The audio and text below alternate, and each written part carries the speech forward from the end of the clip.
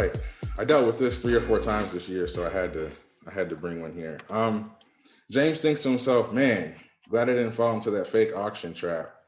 He reopens his offer to check it one last time and types up an email to send to the broker.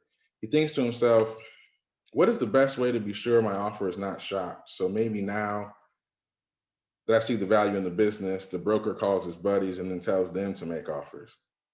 James is quick on his feet. He adds the following to his offer: a price that's 10% higher if the seller signs within 5 business days, or 10% discount lower if it takes more than 5 days to make a choice. That's one. Two, date the offer and say it's good for 3 days.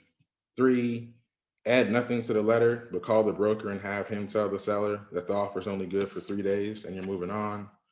Four, tell the broker you're executing a roll-up strategy and you already have 2 other companies under letter of intent and are a month into diligence. And for you to put this deal together with them, you really need to answer in 3 days.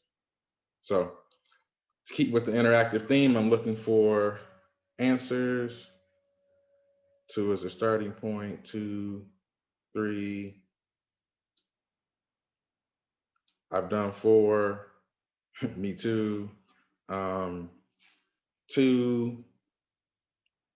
So I've got a majority mix of 2 and 3s primarily.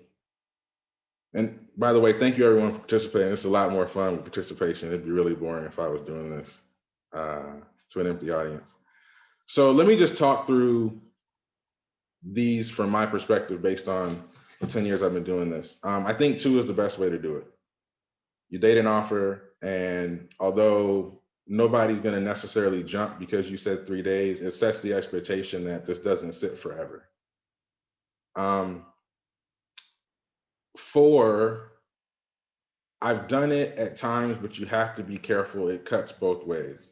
So in one way, it implies you're well capitalized and you already have some deals under LOI. So it's bringing that social proof. If you guys have read Influence by Robert Cialdini, or sort of understand what I'm saying through that.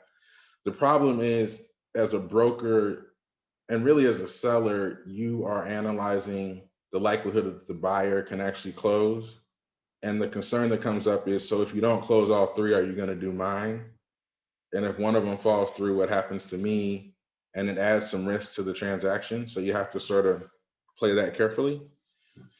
Number 1 is probably the one that I think is least valuable. In the concept of $1 million transactions and somebody owning a company and then working for a person that they've only known for 90 days, 120 days through diligence process. When you're thinking about 10% higher or 10% lower, it kind of shouts amateur. So don't do that. And then 3 is kind of a passive 2, really. I'd encourage you to put it in your offer.